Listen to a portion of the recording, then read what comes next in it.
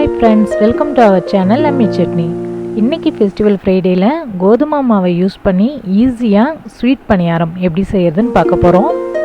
பணியார சட்டி இல்லாமலும் இந்த ஸ்வீட்டை நம்ம செய்யலாம். இப்போ இந்த டேஸ்டான குழி பணியாரம் எப்படி செய்யறதுன்னு பார்க்கலாம். இதுக்கு 1 கப் அளவுக்கு கோதுமை மாவு எடுத்துருக்கோம். இதை ஒரு பவுல்ல மாத்திக்கலாம். இதில் டேஸ்ட்காக ஒரு பிஞ்ச் அளவு சால்ட் சேர்த்துக்கலாம். 1/4 கப் அளவுக்கு நாட்டு சர்க்கரை எடுத்துருக்கோம், அதையும் இதில் சேர்த்துக்கலாம். இந்த கோதுமை பணியாரத்தில் சேர்க்கறதுக்காக நல்லா பழுத்த 2 நெய்ப்பூவம் வாழைப்பழம் எடுத்துருக்கோம். இதை மிக்சியில் சேர்த்து லைட்டாக கிரைண்ட் பண்ணிக்கலாம். வாழைப்பழத்தை இது மாதிரி கிரைண்ட் பண்ணாமல் சின்ன சின்ன பீசஸாக கட் பண்ணி மாவோடு சேர்த்து கூட நம்ம பிசைஞ்சிக்கலாம். இது எல்லாத்தையும் நல்லா கலந்து விட்டு தேவைக்கேற்ப கொஞ்சம் கொஞ்சமாக தண்ணி சேர்த்து திக்கான மாவாக கரைச்சிக்கலாம். மாவை நல்லா கலந்ததுக்கப்புறமா டேஸ்ட் பண்ணி பார்த்துட்டு உங்கள் டேஸ்ட்டுக்கு ஏற்ற மாதிரி இன்னும் கொஞ்சம் கூடுதலாக கூட நாட்டு சக்கரை சேர்த்துக்கலாம்.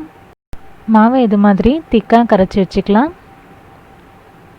இதை மூடி வச்சு 4 மணி நேரம் வரைக்கும் புளிக்க வச்சுக்கலாம்.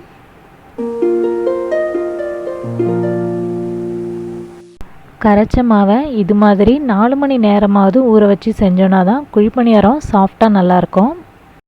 வாசனைக்காக 3 ஏலக்காவை பவுடர் பண்ணி வச்சுருக்கோம், அதையும் சேர்த்துக்கலாம். இது கூட 1/4 கப் அளவுக்கு துருவின தேங்காய் சேர்த்துக்கலாம். இது எல்லாத்தையும் நல்லா மிக்ஸ் பண்ணிக்கலாம். இதில் முந்திரி பருப்பு கூட சின்ன சின்ன பீசஸாக கட் பண்ணி சேர்த்துக்கலாம். பசங்களாம் விரும்பி சாப்பிடுவாங்க. மாவு சரியான கன்சிஸ்டன்சியில் இருக்குது. தேவைப்பட்டதுன்னா கொஞ்சமாக தண்ணி சேர்த்து நம்ம மிக்ஸ் பண்ணிக்கலாம். இந்த கோதுமை பணியாரத்தை நெய்யில் செஞ்சால் நல்லாயிருக்கும், அதனால் எல்லா குழியிலையும் கொஞ்சம் கொஞ்சமாக நெய் சேர்த்துக்கலாம். அச்சு சூடானதும் எல்லா குழியிலையும் பணியார மாவு ஊற்றிடலாம். குழிப்பணியார சட்டி இல்லைன்னா இது மாதிரி கரண்டியால் மாவு எடுத்து எண்ணெயில் டைரெக்டாக ஊற்றி கூட நம்ம எடுத்துக்கலாம். அதுவும் சாஃப்டாக நல்லாயிருக்கும். இப்போ இதை மூடி வச்சு கொஞ்சம் நேரம் வேக வச்சிடலாம். இது வேக ரொம்ப நேரம் ஆகாது, 30 செகண்ட்ஸ் மூடி இருந்தாலே போதும்.